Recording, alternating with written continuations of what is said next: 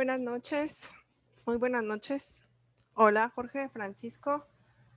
Estamos nosotros tres, vamos a esperar un minutito a ver si ingresan algunos más. Mientras voy a compartir la pantalla.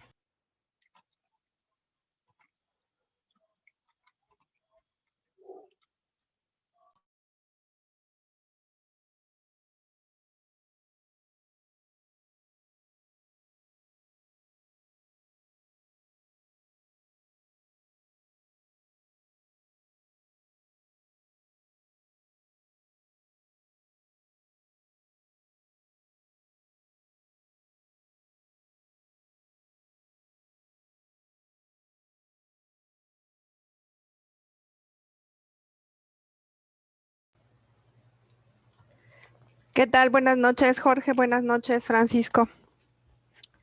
Muchas gracias. Ya vi que se nombraron con su apellido. Bueno, ya veo Francisco Vázquez y Francisco Javier. Qué bueno, porque si no después me confundo. También yo, maestra Sergio Sánchez, ya me di ¿Qué de alta. tal? Sergio, buenas noches. Ya te vi, ya te vi. ¿Qué tal? Gracias. Muy buenas noches. Bueno, pues vamos a empezar nuestra clase de repaso y pues ya si se van agregando más, pues qué bueno, ¿no? Si no, de todas maneras, terminando esta hora, tenemos la clase de la semana 4, ¿sale? Bueno, pues vamos a empezar con nuestra clase de repaso. Voy a tratar de irme un poquito rápido para que podamos abarcar algunos puntos, recordar algunos y quizá retomar otros que dejamos por ahí pendientes. Y si tienen ustedes algún comentario que hacer, cualquier cosa, están en libertad de abrir su micrófono y hacerlo, ¿sale? Bueno, pues vamos a empezar. Quedamos que la clase 1 se trató de la unidad 1 y 2. No abarcamos todo en clase, ya saben que ustedes hacen su estudio y revisan el material que se les agrega, pero pues tratamos de ver algunos puntos importantes. Entonces, algunos de los puntos que vimos fue determinar nuestros comentarios en cuanto a que si el amparo es un juicio, es un recurso o eran las dos cosas, ¿no? Y bueno, en la charla y de lo demás llegamos al resultado de que se trata de un juicio, ¿no? Que tiene todas las características de un juicio, que no es un recurso, sino que es precisamente, su nombre lo dice, el juicio de amparo. Platicamos acerca de los objetivos del juicio de amparo y aquí seguimos hablando del juicio de amparo en general, ¿no? No estamos todavía dividiéndolo. En este caso, quedamos que el objetivo inmediato o el objetivo directo del amparo es conseguir la protección de forma individual del gobernado. Y el objetivo mediato o indirecto es la tutela de la Constitución, ¿no? De ahí que hablábamos de que juicio de amparo, pues, es un medio de control constitucional. Mencionamos algunas de las características del juicio de amparo y pues entre ellas encontramos que de forma material es una controversia entre el quejoso y la autoridad y quedamos de forma material porque pues es lo que en la práctica ocurre, ¿no? Y de manera formal quedamos que es un ente jurisdiccional federal el que se encarga de ello. Entonces, queda al resguardo de este ente jurisdiccional la tutela. Algunas características del juicio de amparo las mencionamos, pero hablamos de la intención que tiene en realidad el amparo, ¿no? Y quedamos que no es sobreseer, no es batear al quejoso, que la verdadera intención es siempre concederlo. ¿Por qué? Porque se va a favor del gobernado, ¿no? Es el objeto principal del amparo. Darle al gobernado, al quejoso, esa prioridad y pues lo que se busca en realidad es protegerlo. Sin embargo, ya sabemos que a veces pues no es procedente por algunas cuestiones de forma, quizá otras de fondo, en fin, ¿no? Pero el objeto principal pues es ir en favor del gobernado. Y después platicamos también que es muy importante tomar en cuenta que el juicio de amparo solamente procede en contra de actos que son definitivos. Por lo tanto, se trata de un medio extraordinario, pero, y comentamos ese día en la clase que de ahí es que podemos encontrar también algún argumento para determinar que no es un recurso, ¿no? Sino que es un medio extraordinario de defensa y que está condicionado a que los actos que se lleven no puedan ser modificados, revocados o nulificados de alguna manera antes de acudir gracias, de acudir al amparo. Entonces, si la jurisdicción ordinaria puede hacer estos cambios, entonces todavía no estaríamos en posibilidades de ir al amparo. Quedamos que el juicio de amparo se ejerce a través del derecho de acción, es decir, va relacionado con uno de los principios rectores del juicio de amparo, que es aquel que da el impulso procesal. Y de ahí hicimos una subdivisión de los principios que regulan o que rigen el juicio de amparo y quedamos que los podemos subdividir o señalar en tres puntos importantes, ¿no?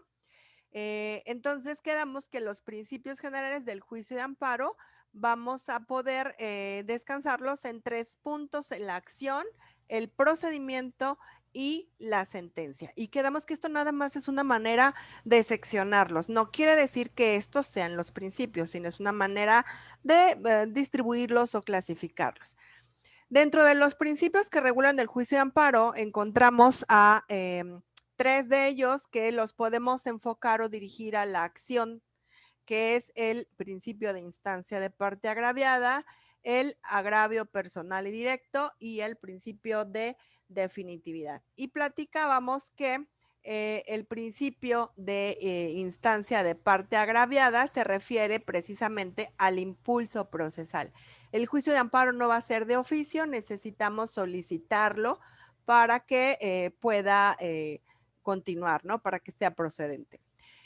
Tenemos también al agravio personal y directo. Este principio va dirigido, va enfocado hacia el interés jurídico o el interés legítimo. Y platicamos que el interés simple no tiene cabida para la procedencia del juicio de amparo. Entonces, una manera de identificar al principio de agravio personal y directo, pues será a través de el interés jurídico o el interés legítimo. El otro principio que está relacionado con el rubro de la acción en el amparo, pues es el principio de definitividad. Y platicábamos que este principio se refiere a que previo a llegar al juicio de amparo, necesitamos agotar todas las instancias que haya para poder de alguna manera llegar precisamente a que ese acto que vayamos a reclamar sea definitivo, ¿no? Bueno, después vimos otros 2 rubros, que fue el rubro del procedimiento y de la sentencia. Dentro del procedimiento encontramos únicamente al principio de prosecución judicial y que no es otra cosa más que respetar o seguir el proceso o el procedimiento, las reglas que están dentro de el juicio, perdón, de la ley de amparo, ¿no? Y obviamente la supletoria, que sería el Código Federal de Procedimientos Civiles. Y por último, el rubro de sentencia, que aquí encontramos 2 principios. El principio de relatividad de las sentencias de amparo, o lo que algunos de nosotros nos enseñaron hace años en la escuela como la fórmula Otero, y el principio de estricto derecho, que aquí yo les comentaba que a mi juicio el principio de estricto derecho tiene una excepción, que es la suplencia de la queja deficiente. Claro, los otros también tienen algunas excepciones, pero aquí lo menciono porque para mí la suplencia de la queja no es un principio, sino es una excepción al principio de estricto derecho. Pero lo aclaro porque pues hay algunos autores, algunos textos que por ahí los van a encontrar o ya los leyeron, que señalan a la suplencia de la queja como un principio, ¿no? Entonces nada más hicimos esa precisión. Entonces, quedamos que los principios rectores del juicio de amparo o principios fundamentales son la instancia de parte agraviada, el agravio personal y directo, definitividad, estricto derecho, la relatividad de las sentencias y la prosecución judicial. Platicamos también acerca de los tipos de interés que están relacionados con el amparo y los que podemos utilizar. Platicamos acerca del interés jurídico, el interés legítimo y el interés simple. Y recuerdo por ahí que les di un ejemplo medio burdo para poder entender el interés jurídico, el legítimo y el simple. Y bueno, mencionamos que el interés legítimo va a operar solamente en materia administrativa. Platicamos acerca de la procedencia del amparo y aquí ya comenzamos a dividirlo y hablamos de que existen dos tipos de amparo, el amparo indirecto y el amparo directo. Iniciamos con la charla diciendo que la manera de diferenciarlo, de cuándo procede uno y cuándo procede el otro, es muy fácil si utilizamos un método de exclusión y comprendemos que el amparo directo nos sirve para combatir como acto reclamado las sentencias, ¿no? Una sentencia definitiva o que pone fin al juicio, ya es una sentencia dictada por un tribunal administrativo o un laudo, ¿no? Y que todo lo demás, que no sea una sentencia definitiva o que ponga fin al juicio, pues será competencia del amparo indirecto. Y encontramos estos puntos, una manera general de decir cuándo procede el amparo directo, que pues está previsto en la Constitución y lo resumimos diciendo que procede contra actos cuya ejecución sea de imposible reparación, contra actos fuera de juicio, actos después de concluido el juicio, actos que afecten a personas extrañas al juicio, contra normas generales, contra actos dictados por autoridades que sean distintas a los tribunales y contra omisiones de propias autoridades. Ahora, aquí yo lo resumo siempre en 3 puntos muy sencillos y que es una manera de pues generalizar cuándo es la procedencia del amparo directo. Y platicamos en ese momento que como procede en contra de actos de autoridades, que ya comentamos también que procede en contra de actos dictados por particulares, pero que existe una excepción. Vaya, existen reglas para que pueda proceder en contra de una autoridad que no sea del Estado y que sea particular, ¿no?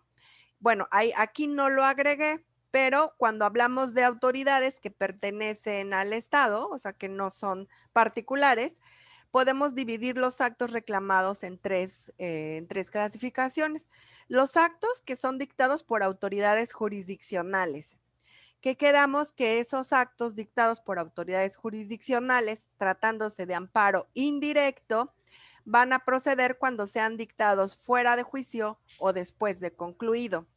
Y dentro del juicio, siempre y cuando sean actos de imposible reparación, ¿no? O sea, por ahí mencionamos las excepciones que ya conocen. Otra subdivisión, pues serán los actos de autoridades administrativas. Yo los llamo, los denomino actos administrativos, que son aquellos que se dictan por entes del Poder Ejecutivo. Y por último, los actos de autoridades legislativas, que yo los denomino actos legislativos, que son las normas generales, ¿no? Lo que conocemos como amparo contra leyes. Y ahí hablamos de las normas autoaplicativas y las normas heteroaplicativas. Las autoaplicativas, aquellas normas de carácter general que con la sola entrada en vigor nos causan de algún daño. Y las heteroaplicativas, aquellas que requieren de un primer acto de aplicación para que podamos decir que nos está causando un daño. Entonces, cuando se trata de los entes del Estado, es decir, los 3 poderes, pues hablamos de actos del Poder Judicial, del Poder Ejecutivo y del Poder Legislativo, ¿no? Ya sabemos que las 3 entidades tienen sus funciones de manera formal, pues cada una tiene las suyas y de manera material, pues las 3 están combinadas, ¿no? Cumplen las mismas funciones. Después hablamos de las partes, generalizamos las partes en el juicio de amparo y quedamos que las partes son el quejoso, que será pues el gobernado, ¿no? La autoridad responsable, que puede ser el ente del Estado o un particular, el tercero interesado y el Ministerio Público. El quejoso puede ser una persona física o una persona jurídica a la que una ley, un acto u omisión ha vulnerado un derecho humano y por lo tanto acude a través del juicio de amparo, porque pues quedamos que el amparo es un medio de control constitucional, ¿no? El quejoso cuando es una persona física, pues puede ser una persona como nosotros, cualquier persona, y dentro de la clasificación de esta persona física, pues podemos incluir a los menores, a los incapaces o a los que son mayores capaces. ¿Quiénes, cuando acude un menor? Bueno, pues pueden ellos acudir sin un representante especial y ya después se les nombrará un representante, ¿no? Y los mayores de edad, pero que son incapaces, pues obviamente acuden a través de un tutor y los demás, pues podemos acudir por nosotros mismos o podemos ir a través de algún representante, ¿no? Puede acudir también el ofendido o la víctima de un delito, el defensor cuando se le autoriza o cualquier otra persona o representante común de acuerdo a las formalidades que la propia ley de amparo nos está señalando. Cuando hablamos de una persona jurídica, tenemos dos clasificaciones. La persona jurídica dentro del derecho privado y para ello requiere un representante legal, un apoderado o un autorizado en términos amplios, ¿no?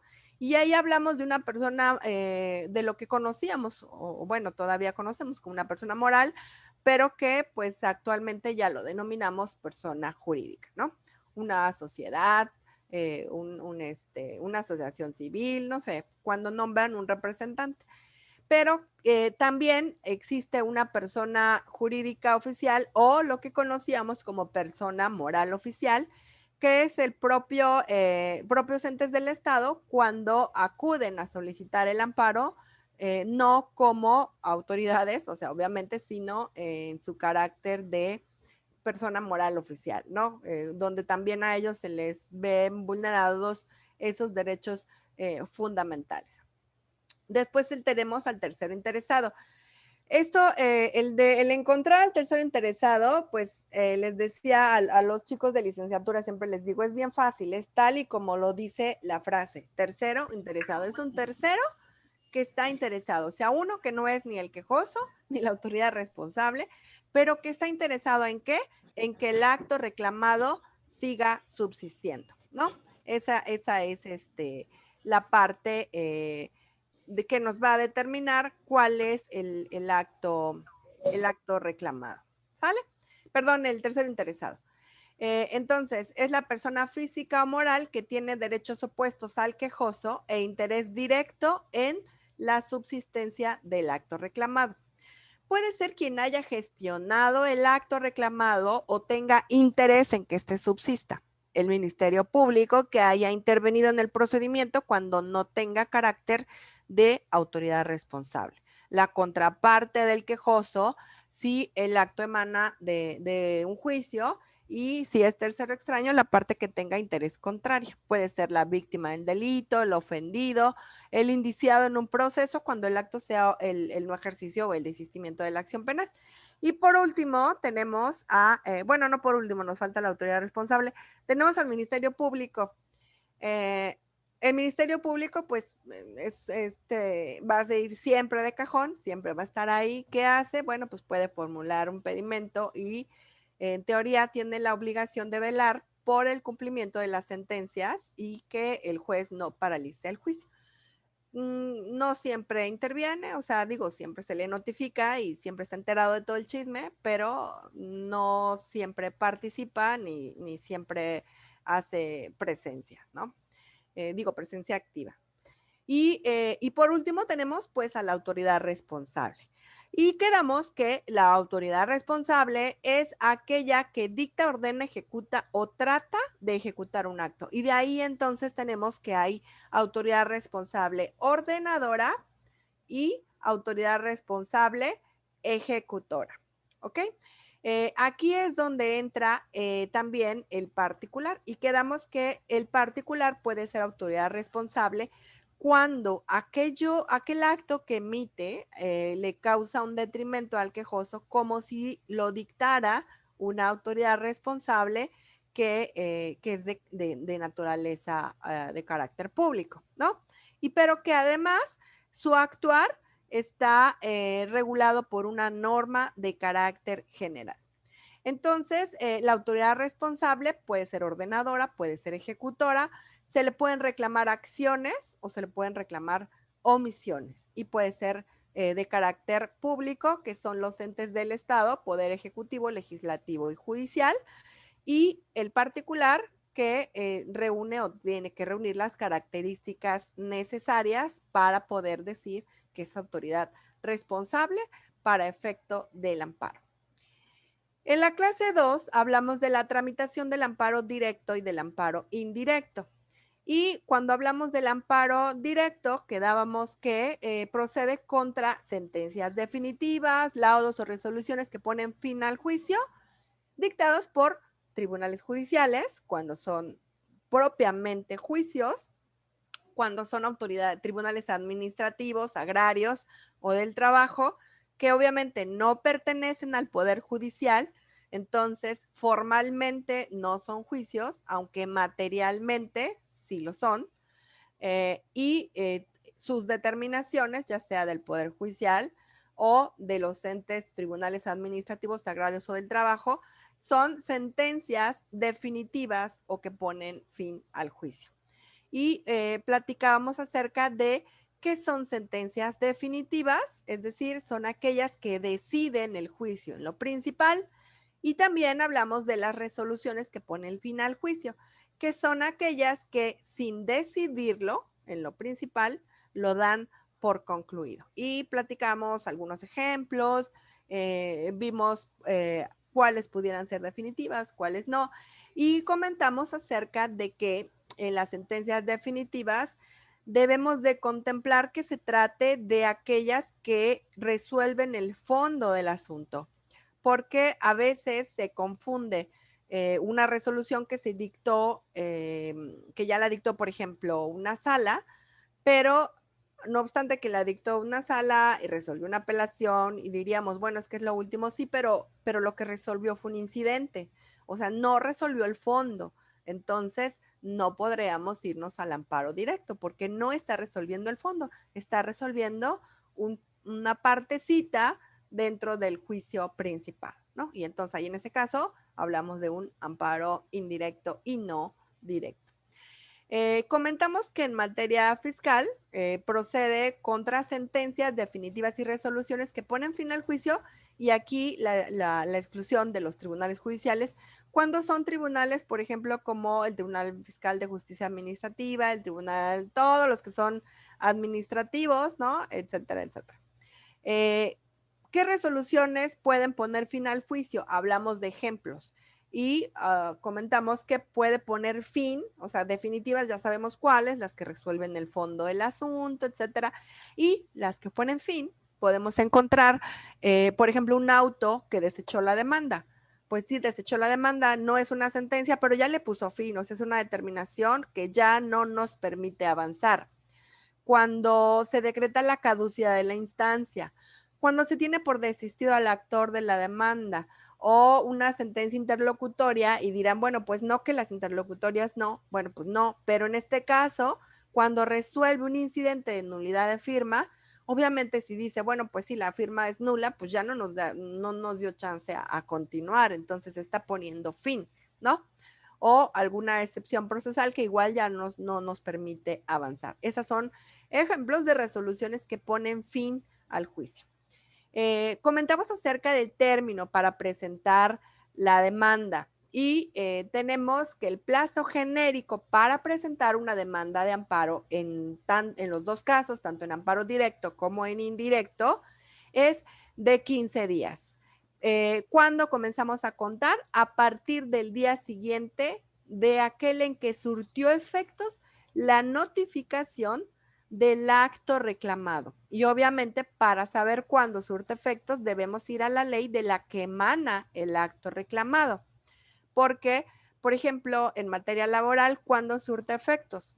¿Al día siguiente o el día de la notificación? ¿Quién sabe? En materia laboral, ¿cuándo surten efectos las notificaciones? ¿Al día siguiente? ¿No surten el mismo día cuando notifican? ¿Y materia laboral? Claro, el día de la notificación. Entonces, si me notifican el laudo hoy, pues hoy surte efectos, ¿no? Y ya mañana empiezo a contar. Por ejemplo, en otras materias, a lo mejor, no sé, por ejemplo, aquí en Campeche, en materia civil, surte efectos al día siguiente, pero hay algunas actuaciones que surten el mismo día. Entonces, necesitamos ver el acto reclamado de acuerdo a la norma de donde deriva, la que regula el acto reclamado, para ver cuándo surte efectos. Y entonces sí contar a partir del día siguiente, ¿no? Bueno, entonces el plazo genérico es de 15 días, pero tenemos algunas excepciones. ¿Cuáles excepciones tenemos? Por ejemplo, cuando se trata de una sentencia en materia penal, una sentencia definitiva en materia penal, pues vamos a tener 8 años, pero siempre y cuando se trate de una sentencia que haya sido condenatoria, pero con pena privativa de libertad. Entonces tendríamos 8 años, ¿no? También por ahí la ley de amparo nos dice en materia agraria, 7 años. Cuando se trata de normas de carácter general, va a variar. Si hablamos de una norma de carácter general, o sea, una ley que es de naturaleza autoaplicativa, pues tenemos 30 días. Pero si hablamos de una norma que es heteroaplicativa, van a ser 15 días a partir del primer acto de aplicación, ¿no? Entonces, esos son los tiempos en los que se puede promover el juicio de amparo. Claro que habrá que revisar. Yo les digo siempre a los chicos, revisen la receta, nunca den por sentado que ya se lo saben, porque algo se nos puede ir, ¿no? Sí, perdón, sí, como dice Jorge, y las conductas del artículo 22, que es en cualquier tiempo, ¿no? Les decía, las excepciones. Entonces, el general serán 15 días y bueno, pues ya tenemos también algunos otros tiempos. Después platicamos acerca de la procedencia del amparo directo. ¿Cuál es la procedencia del amparo directo? Quedamos que nosotros vamos a promover el amparo directo en contra de sentencias. Para que nosotros podamos hacer nuestra demanda de amparo, obviamente el acto reclamado será la sentencia, pero tenemos 3 rubros importantes que podemos hacer valer. Que la propia, en el dictado de la sentencia, se haya realizado una incorrecta aplicación de la ley, es decir, la ley que se utilizó para el dictado de la sentencia no es la correcta, entonces tal vez la ley no es la aplicable al caso, o no interpretaron la ley como debía de interpretarse, como quizá la jurisprudencia ya lo hizo, ¿no? O algún precedente. O cuando se trate de la misma interpretación de la norma de acuerdo a los principios generales del derecho. También hablamos de que se puede señalar, impugnar la sentencia en nuestros conceptos de violación porque la propia sentencia sea incongruente. Entonces, dentro de la misma sentencia hay cosas que no son acordes. Y recuerdo por ahí que les comenté un dictado de un laudo, por ejemplo, en el que el quejoso pidió una cosa y la Junta resolvió otra, ¿no? Pidió, recuerdo, la prórroga de un contrato. Por ejemplo, viene un trabajador de Pemex y dice, bueno, es que yo quiero que continúe el contrato porque la materia del contrato sigue existiendo, y la Junta resuelve diciéndole al patrón, no le tienes que otorgar la base, es procedente que le otorgues la base en el puesto, ¿no? Entonces hay una incongruencia porque no coincide lo que se pidió con lo que se resolvió. O quizá se hizo valer alguna acción, perdón, alguna excepción y se resolvió por otra, ¿no? Algo que es incongruente dentro del propio dictado de la sentencia. El otro rubro es que la sentencia no haya sido exhaustiva.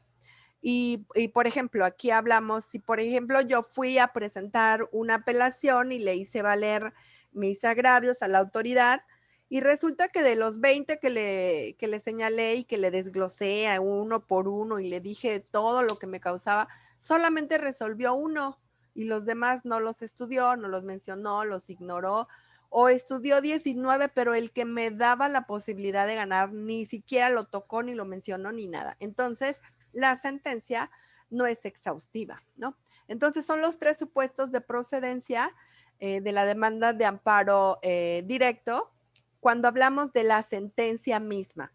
Cuando hablamos del procedimiento, podemos decir que hubo violaciones dentro del procedimiento que afectaron la defensa del quejoso y que trascendieron al resultado del fallo.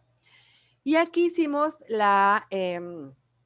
pues hicimos énfasis en que en materia laboral, sobre todo en materia laboral, si el que va al amparo es el patrón, no tiene suplencia de la queja. Entonces, si hace bien su demanda, pero nunca dice esa violación al procedimiento en qué trascendió al resultado del fallo, entonces pues no va a poder avanzar, ¿no? No va a poder tener una resolución a su favor porque no está cumpliendo con ciertas formalidades, no le está dando armas al tribunal para que pueda resolver a su favor. Entonces, aquí las violaciones al procedimiento tienen que ser, tenemos que dejar en claro que afectó la defensa del quejoso y que trascendieron al resultado del fallo, ya sea que la violación se cometa en ellos o que cometida durante el procedimiento afecte la defensa del quejoso. Y aquí es donde hablamos, cometida en dónde, en la sentencia o durante el procedimiento. Cuando nosotros vamos al amparo directo, a veces, y de hecho se conoce así y lo llaman igual también como en el amparo indirecto, en los tribunales lo conocen como amparo contra leyes, ¿no? Pero no se está conociendo sobre la inconstitucionalidad de la norma, porque el tribunal colegiado no tiene la facultad de resolver sobre la inconstitucionalidad de la norma, sino de respecto a la interpretación constitucional que se haya hecho de determinada norma al momento de dictar la sentencia y que haya esto causado una violación a sus derechos humanos. Pues platicamos acerca del artículo 172 que habla acerca de cuándo se consideran violadas las leyes del procedimiento en materia administrativa, civil, agraria o del trabajo, que pues es la materia en la que nosotros estamos. Y aquí les comentaba en aquella ocasión que nos ganaba el tiempo, que lo checaran ustedes en su casa y que checaran el artículo 172.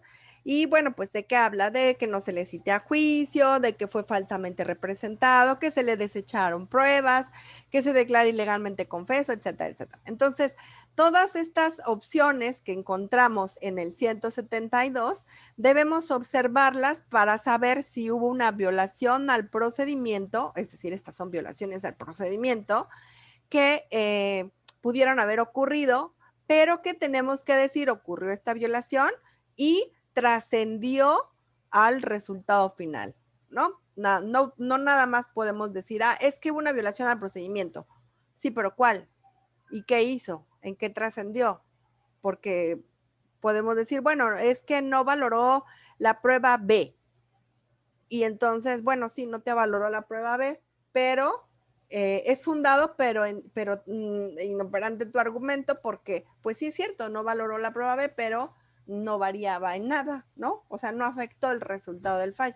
Entonces, eso lo vamos a dejar muy claro al momento de que presentemos nuestra demanda de amparo en nuestros conceptos de violación. Y bueno, el 173 habla de las violaciones cometidas en materia penal y en el apartado A quedan desglosados aquellas violaciones al procedimiento del sistema de justicia penal mixto, porque todavía hay procedimientos que se siguen llevando. Y en el apartado B, en el nuevo, bueno, ya ni tan nuevo, pero en el sistema de justicia penal acusatorio y oral, ¿no?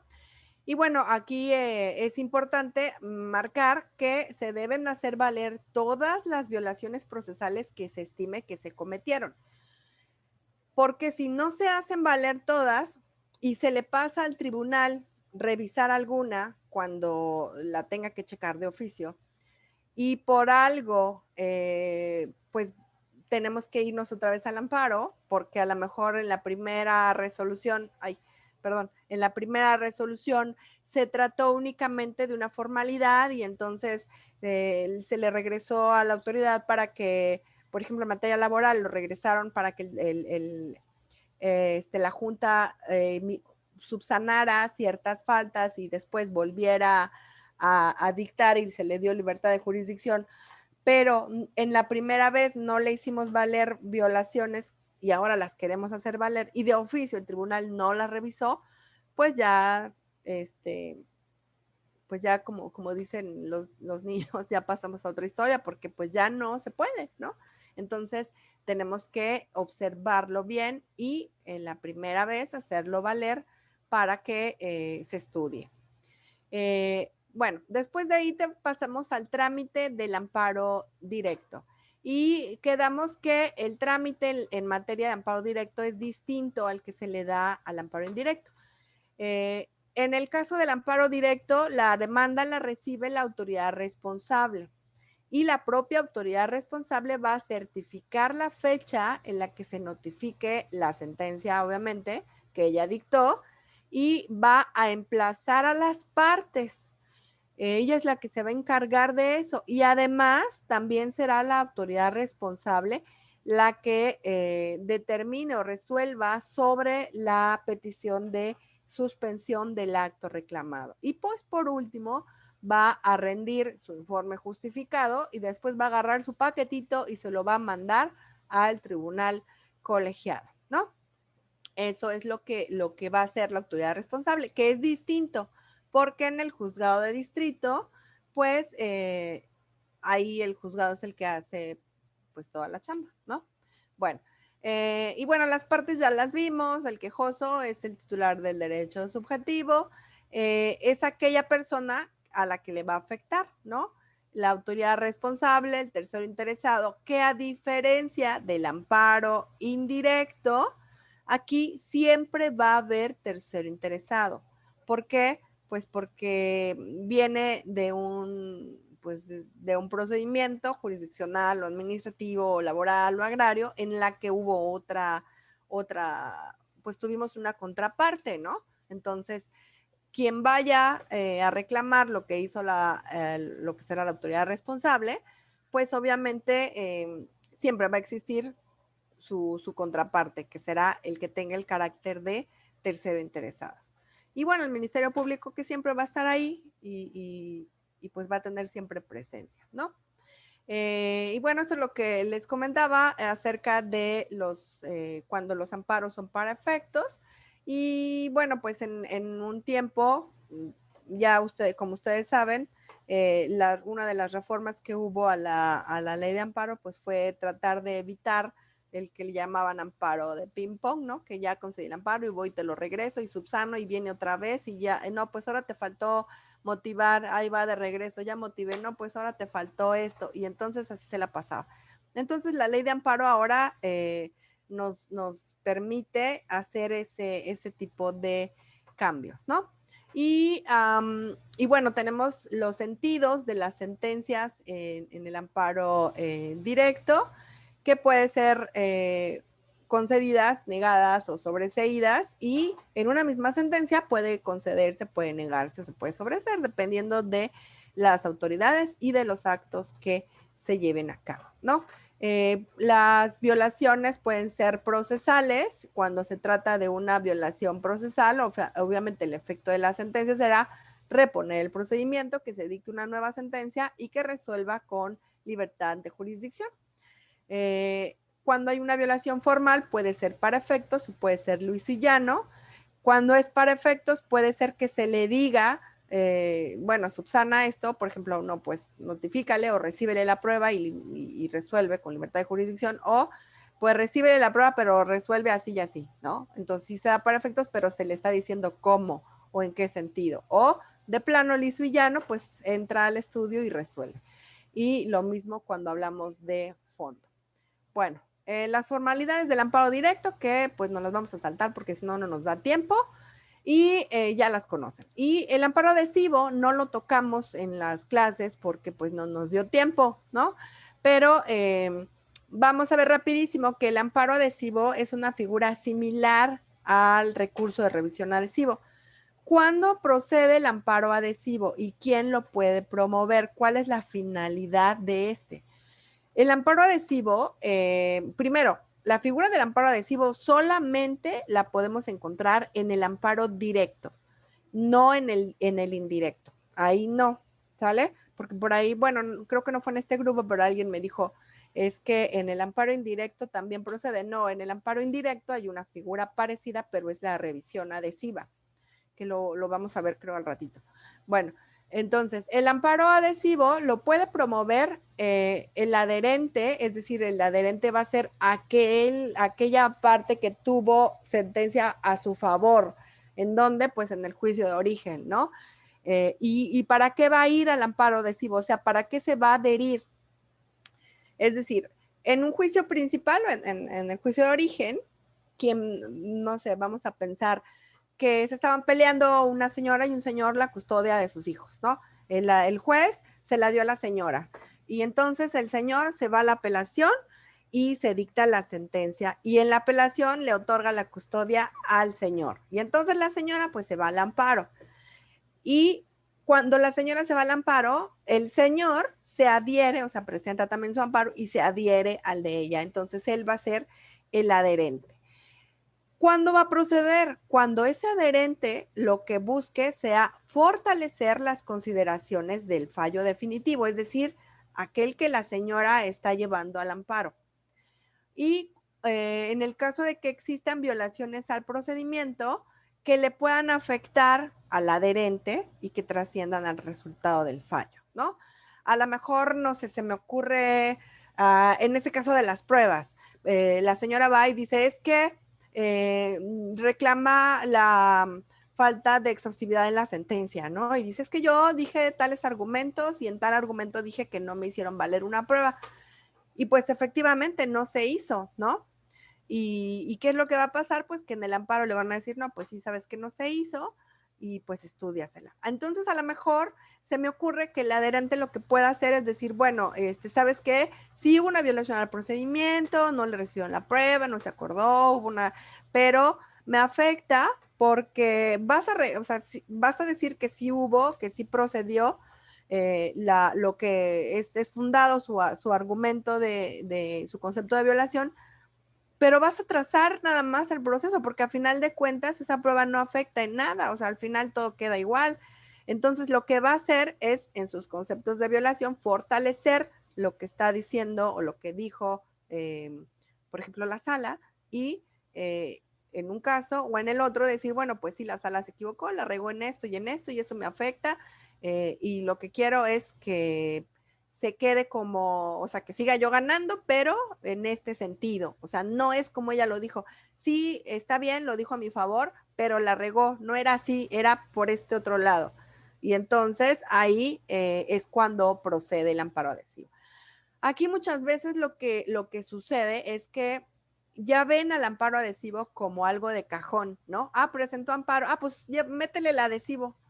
Pues sí, pero no se trata nada más de repetir lo que el juez dijo, o bueno, la sala, lo que la autoridad responsable haya dicho, sino cumplir lo que dicen, lo que dice la propia ley de amparo, ¿no? La finalidad. Ahora, ¿cuánto tiempo tenemos para presentar el amparo adhesivo? Bueno, el artículo 181 de la Ley de Amparo nos dice que son 15 días para presentar el amparo adhesivo o los alegatos en todo caso, ¿no?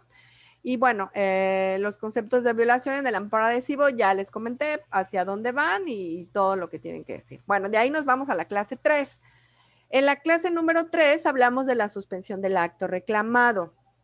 En este caso, lo voy a dejar aquí, lo voy a meter o a introducir en esta parte del auto de admisión y vamos a hablar primero del amparo indirecto, que es donde hay más confusión, y ya después mencionamos al amparo directo, ¿no?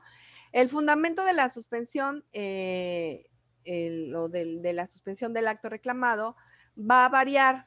En el amparo indirecto lo encontramos en el artículo 125 al 169 y del amparo directo 190 y 191 de fondo, porque bueno, ya sabemos que en cuestiones de trámite o algunas otras cuestiones se aplican lo que señala algunos del 169 hacia atrás, hacia adelante, ¿no? Por cuestión de trámite.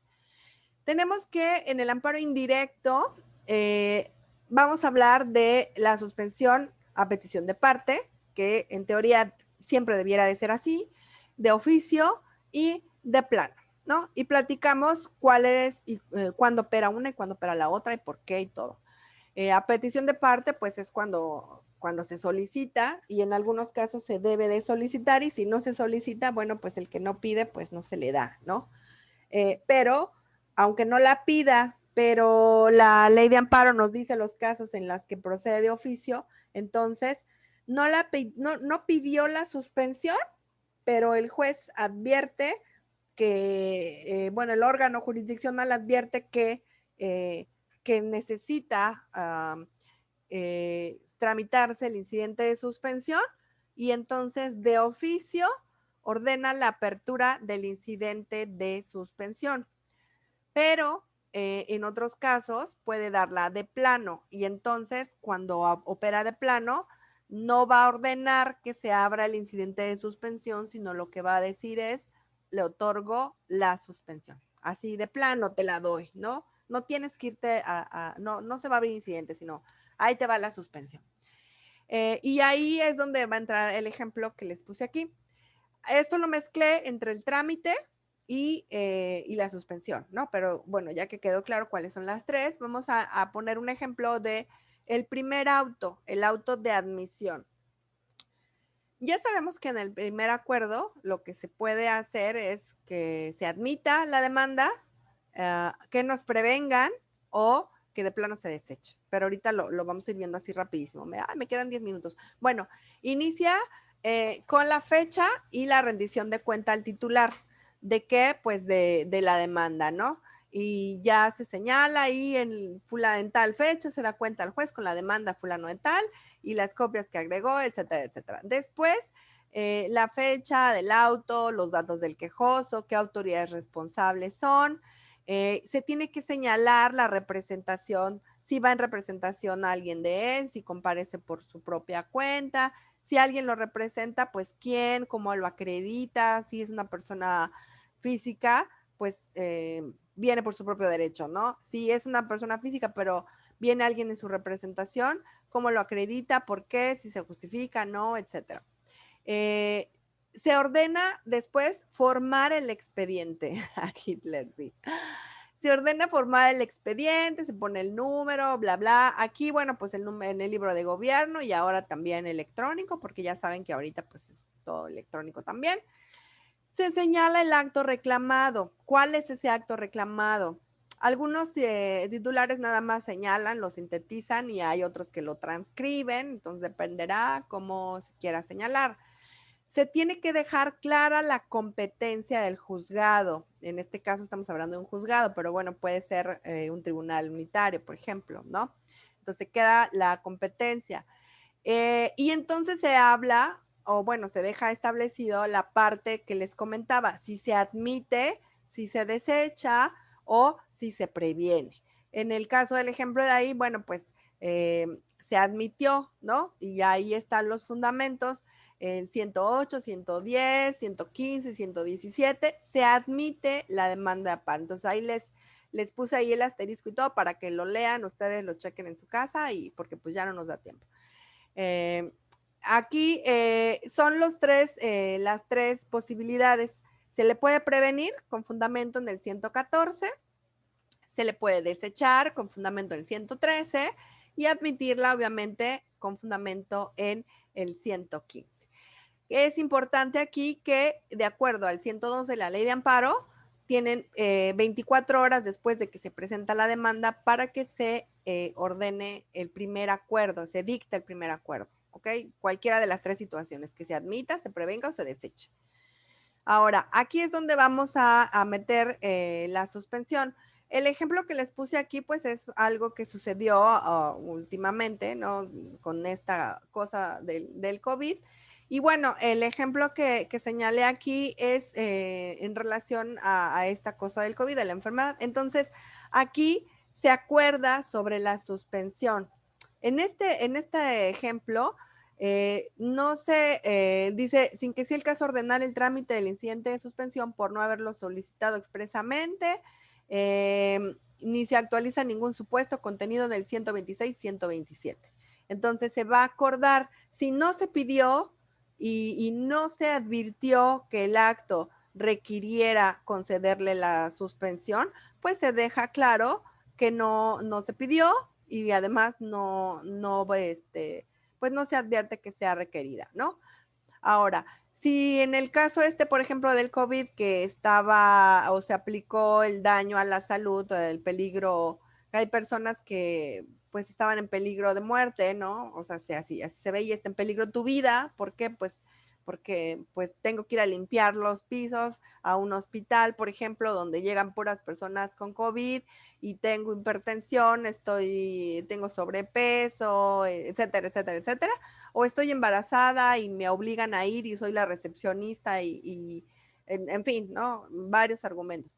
Entonces, se va a determinar sobre la suspensión de plano. ¿Por qué en el primer acuerdo? Porque quedamos que en el primer acuerdo se tiene que resolver sobre la suspensión, ya sea provisional y ordenar la apertura del incidente para después resolver sobre la definitiva, o que se resuelva sobre la suspensión de plano o simplemente la provisional, ¿no? Entonces, bueno, aquí ya no nos da tiempo de leer todo, pero marcamos entonces en el primer acuerdo los fundamentos para otorgar la suspensión. Se deben de dejar claros y establecerlos ahí en ese primer acuerdo y resolver no nada más sobre la suspensión, ya sea la provisional, si es que procede esa, o la suspensión de plano, sino también ordenar cuando se concedió a la autoridad y requerirla, ¿no? Decirle tienes que cumplir, tienes tanto tiempo y apercibirla en caso de que no lo haga.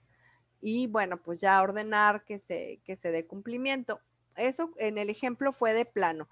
En el ejemplo que está aquí es cuando se ordena la apertura del incidente. Cuando es de plano, pues obviamente ahí se va a justificar y se le va a decir a la autoridad, te requiero para que cumplas la suspensión y este es el efecto y en fin, ¿no? Dice Jorge, ¿y qué hay de la ponderación de los principios aplicables en la apariencia del buen derecho? Bueno, esto lo va a resolver cuando hablamos de la suspensión.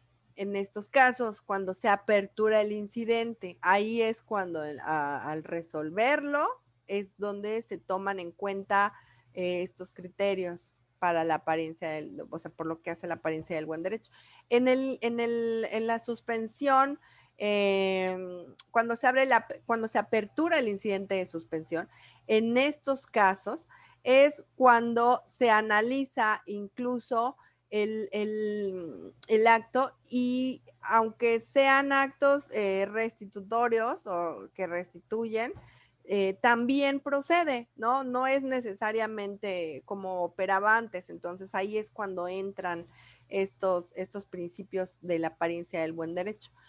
no sé, por ejemplo, en otros tiempos, si alguien iba y decía, es que vengo a solicitar la suspensión porque me clausuraron mi negocio y pues de ahí vivo, ¿no? Entonces, lo que solicito que me conceda la suspensión mientras determinas que haya sido constitucional el acto que ordena la clausura de mi establecimiento. Y entonces en otros tiempos que decían, no, pues es que es un acto consumado, o sea, ya te clausuraron, ya es consumado, pues ya valiste, porque no te puedo restituir, ¿no? No es el efecto de la suspensión. Pero en la actualidad, o sea, tomando en cuenta la apariencia del buen derecho, pueden decir, bueno, pues tiene efectos restitutorios, ábrele, quítale la suspensión para no causarle un daño hasta en tanto se resuelva y pues ya cuando se resuelva, pues ya le cierras, ¿no? Entonces, bueno, eso es por lo que hace a los incidentes. Y bueno, ya al final, en la casi parte final del primer acuerdo, se debe de fijar la hora y fecha de la audiencia constitucional y solicitar a las autoridades responsables los respectivos informes. Si se ordenó la apertura del incidente, pues en ese incidente por cuerda separada es donde se ordena la petición del informe previo y se fija la celebración de la audiencia incidental, pero en el principal, pues se va a solicitar la apertura de la audiencia constitucional. Bueno, no se solicita, se fija la fecha y la hora y lo que se solicita son los informes justificados a las autoridades responsables. Cuando le solicitan el informe previo, pues nada más tiene que decir si es cierto o no es cierto, pero en el informe justificado, pues como su nombre lo dice, tiene que señalar, ¿no? Si justifica, si por qué es constitucional el acto o si procede, si es improcedente o no, en fin. Y bueno, ya se cierra con el apercibimiento en caso de que proceda, perdón, en caso de que no se rindan los informes. Y si se hizo alguna petición o algo, pues se tiene que acordar lo que se haya solicitado, ¿no? Y bueno, ya después de ahí viene la audiencia constitucional, que la audiencia constitucional, pues, es un acto procesal previo al dictado de la sentencia y que no puede interrumpirse. La audiencia constitucional tiene varios principios, se regula por varios principios. El principio de publicidad, porque es pública, el principio de concentración, que quiere decir que todas las constancias se deben de reunir antes de la celebración de la audiencia constitucional. Es el principio de continuidad porque no se puede interrumpir la audiencia, se puede diferir la celebración, pero una vez iniciada, pues ya no se puede cortar, ¿no? Ya no, bueno, continuamos dentro de 2 meses, no, o sea, se puede diferir al inicio, pero una vez que se inicia, se termina. Y es unidad porque es una sola audiencia en donde se van a, es una audiencia la que se va a realizar, ¿no?